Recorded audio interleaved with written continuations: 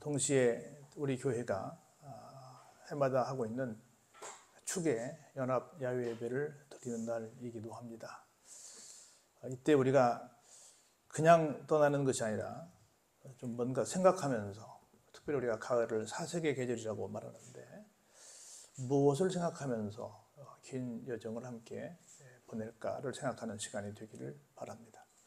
그런 맥락에서 오늘 본문의 말씀을 통해서 성도가 지켜야 될 본분이 뭔가를 우리 짧게 한번 이 말씀을 쭉 읽어가면서 성도는 이런 것을 지켜야 되는 거구나, 오늘 또 특별히 귀한 시간을 통해서 이걸 다짐하는 우리 모두가 되기를 다시 한번 부탁을 드립니다.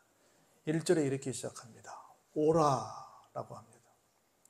우리는 하나님께서 부르시는 오라 소리에 아멘 하고 달려와야 될 줄로 믿습니다. 항상 교회로 달려오는 여러분들의 발걸음이 되시길 다시 한번 부탁을 드립니다. 와서 하나님께 노래해야 합니다. 노래는 다 모두 주제가 있어요. 그냥 부르는 노래가 없지요. 얼마 전 뉴스를 들어보니까 요새 새로운 한 유행이 또 생긴 것이 있는데, 회사마다 사가가 있잖아요. 군대 가면 군가가 있고 학교에 가면 교가가 있는 것처럼 회사에도 사가가 있는데, 사가 부르기가 많이 유행처럼 번지고 있다고 합니다.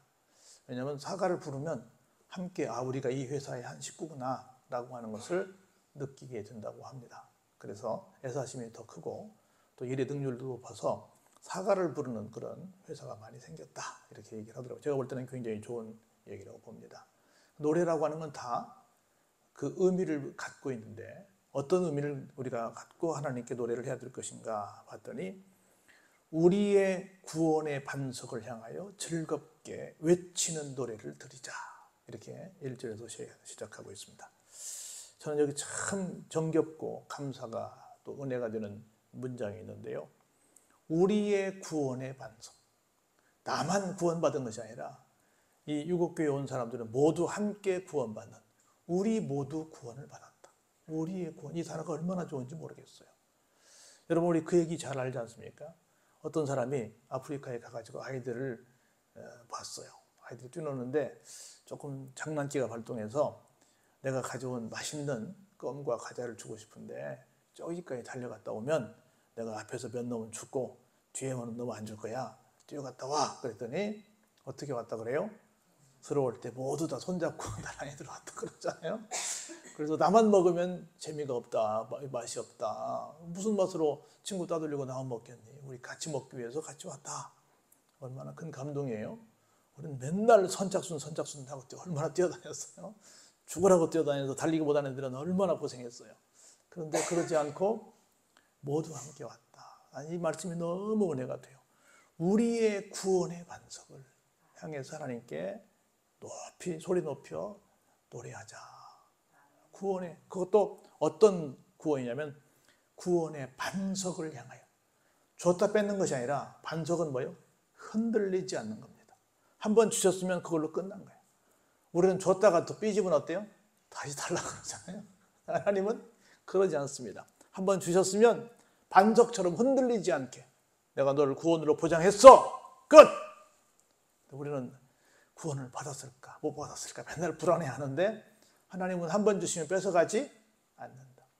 여러분 자식들에게 줬다가 뺏어가는 놈이 있습니까? 내 거 다 내놔 하는 사람들이 있어요? 안 그렇잖아요. 더 못 줘서 안달이잖아요. 그래서 흔들리지 않는 반석과 같은 구원을 우리 모두에게 주신 하나님께 뭐하자? 감사히 외쳐서 노래하자라고 하는 겁니다. 이게 우리 성도의 본분이 되는 겁니다. 그러면서 하나님 앞에 오라 그랬으니까 올 때마다 어떻게 오자? 감사한 마음으로 오자. 여러분, 교회 올 때마다 어떻게 옵니까? 맨날 싸우고 옵니까? 맨날 억지로 옵니까? 도살장으로 끌려가는 것처럼 옵니까? 감사함으로 올 줄로 믿습니다. 감사함으로 오면, 괴테가 그런 말 했죠. 연애하는 모든 사람들은 다 시인이 된다라고 했던 것처럼, 나도 모르는 사이에 오는 동안에 뭐가 막 떠올라야 돼요? 시상이 막 떠올라야 돼. 막 노래가 막 떠올라야 돼. 시가 막 떠올라야 돼요. 그냥 오신 분들은 다 뭔가 수상한 분들이에요. 교회 올 때마다 막 시상이 떠올라서 시를 지어 즐거이 그를 노래하자. 올 때마다 새로운 노래를 막 지어야 되는 거예요. 시를 지어서. 왜냐하면 하나님은 어떤 분이시기 때문에요? 크신 하나님이시기 때문에.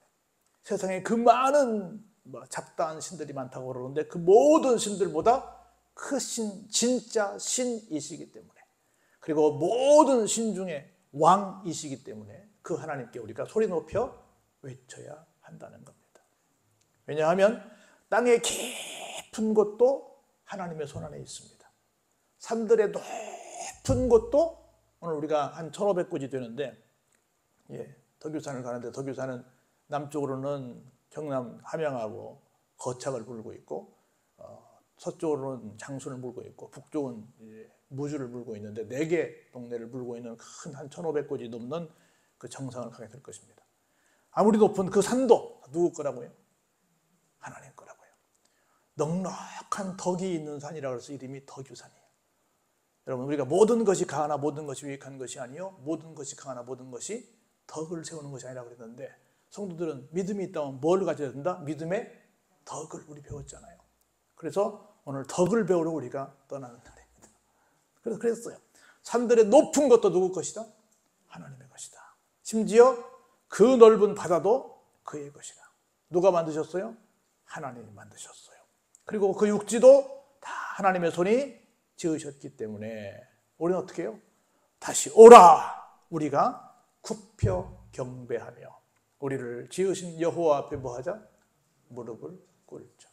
그 멋진 정상에서 전체를 다 내 동네를 내려다보면서 이게 다 하나님께서 만드셨네 하고 하나님께 뭐하러 간다? 무릎 꿇러 가는 거예요. 하나님의 작품임을 확인하러 가는, 인정하는, 그 하나님께 소리 높여 찬양하러 가는 날이 오늘이다, 그 말입니다. 그는 우리의 하나님이 되십니다. 우리는 그의 뭐가 됩니까? 기르시는 백성이 됩니다. 그리고 하나님의 손이 돌보시는 우리는 양입니다. 그런 거로 잘 보세요. 오늘 너희가 하나님의 음성을 듣거든 어떻게 하지 마라? 무리바에서와 같이 또 광야의 마사에서 지냈던 날과 같이 너희 마음을 뭐 하지 말라? 완악하게 하지 말라. 설명을 다 할 수는 없고요. 무리바라고 하는 말은 여러분이 잘 아시는 것처럼 이스라엘 사람들이 출애굽해서 가나안 땅으로 가는 40년 어간에 만났던 한 곳이에요. 우리말로 말하면 뭐예요? 다툼이란 뜻이에요. 뭐 때문에? 물을 안 준다고 거기서 짜증을 냈어요. 또 마사라고도 해요. 이건 우리말로 유혹, 시험이란 뜻이에요. 물이 안 오니까 어때요? 하나님께 잠깐 하나님 어떻게 하나 보자 봤더니 그 잠깐의 시험을 이기지 못하고 거기서 하나님을 뭐해요? 원망합니다. 그리고 아는 것처럼 하나님께서 바위를 향해서 처음에 하나님 모세에게 뭐라고 말씀하셨어요? 명하라. 두 번째는 때려라. 그랬는데 막 백성들이 원망하니까 신경길리하고 투서를 펴는 바람에 어떻게 됐어요? 모세는 가나안 땅에 못 들어가게 됐어요. 지금도 생생하게 기억이 되는데 목사고시에 이런 문제가 있어요. 이스라엘 사람들의 광야 생활의 특징을 설명하시오. 두 단어야. 원망과 불평. 원망과 불평하다가 출애굽한 사람들 중에서는 딱 몇 명만? 2명만 들어가고 나머지는 모두 다 광야에서 죽었어요. 그리고 새로운 사람들만 갔어요. 볼까요? 그때의 너희 조상들이 내가 행한 일을 보고서도 나를 시험하고 조사했다. 뭘 봤어요? 출애굽할 때 10가지 재앙을 봤습니다. 홍해가 갈라지는 것을 봤습니다. 바로의 군대가 죽는 걸 봤습니다. 구름기둥과 불기둥으로 기가 막히게 하나님께서 보호하시는 것도 봤습니다. 지금 말한 것처럼 바위에서 생수가 터지는 것도 봤습니다. 만나가 내리는 것도 봤습니다. 메추라기가 내리는 것도 봤습니다. 보고 봤는데도 불구하고 계속해서 뭐해요? 하나님을 시험하고 있다는 겁니다. 그래서 볼까요? 내가 40년 동안 그 세대로 말미암아 근심하여 이르기를 그들은 마음이 어떤 백성이다? 미혹된 백성이라. 내 길을 알지 못한다 라고 말씀을 하고 있는 겁니다. 미혹된 백성이래요. 하나님의 길을 알지 못한다는 거라. 그러므로 내가 노하여 말하기를 그들은 어디에? 내 안식에 들어오지 못한다. 우리는 후반부는 볼 필요가 없습니다. 우리는 어떻게 하나님을 보면 돼요? 우리에게 구원의 반석을 주신 그 하나님께 뭐해요? 즐겁게 외치자. 그 하나님께서 성경을 통해서 우리에게 주신 귀한 말씀들을 기억하면서 하나님께 날마다 뭐만 하자? 새로운 시를 지어서 감사의 노래를 부르자. 괜히 이게 진짜 그랬을까? 아닌 것 같은데. 어떤 사람 그런 말 했잖아요. 예수님께서, 아니 하나님께서 이스라엘 백성들을 홍해를 갈라서 건너게 했고 거기에 바로의 군대들은 다 빠져주겠다 그러니까 아니야, 그게 그 거짓말이야. 그럴 수 없어. 어떻게 바다가 갈라지겠어? 그냥 홍해 옆에로 갈대바다로 이렇게 걸어갔어. 그렇지 그게 뭐 바다가 갈라졌겠어? 이렇게 말을 합니다. 그러면 더 큰 기적이 나는 거라. 여러분, 큰 말이 빠져 죽으려면 큰 바다 속에서 빠져 죽겠어요? 갈대밭에서 빠져 죽겠어요? 갈대밭에서 빠져 죽어요? 갈대밭에서 빠져 죽은 게 더 큰 기적인 거라. 이래도 기적, 저래도 기적인데 어떻게든 안 믿는 사람들은 안 믿는 쪽으로만 생각을 하는 거라. 근데 우리는 무조건 하고 어떻게 믿어요? 진짜 바다가 갈라진 것을 믿습니다. 그리고 진짜 바다에 바로의 군대가 다 수장되어서 하나님 말씀하셨어요. 오늘 너희들이 본 저 군대를 다시는 보지 못할 것이라는 말씀이 이루어진 줄로 믿습니다. 우리는 믿어요. 근데 어떻게 이상한 신학자들은 희한한 말들만 골라 해요. 여러분 그 얘기하잖아요. 얼마나 기가 막혀요? 갈대밭에 그냥 그 뻘에 빠져 죽었대 말들이 다. 얼마나 웃겨요. 우리 그런 말 하잖아요. 옛날에 이북에서 사절단이 한국에 왔을 때 그 사람들이 와서 첫 번째 그렇게 말했다고 하잖아요.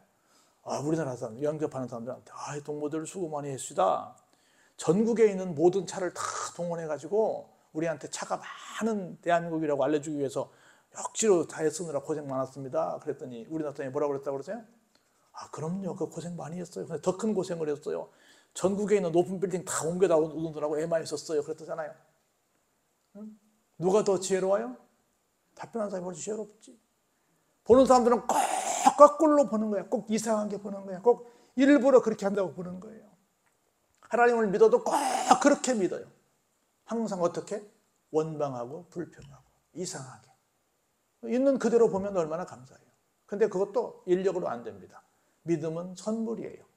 있는 그대로가 그냥 믿어지는 거야. 근데 미안하지만 별로 공부도 많이 안 한 사람 같은데도 불구하고 하나하나 따지는 거 보면 너무너무 신기해. 훨씬 더 공부를 많이 하는 사람들도 공부를 못했다고 무시하는 건 아닌데 이걸 그대로 믿는데 아니래. 신은 없대. 이렇게 말하는 사람들이 있어요.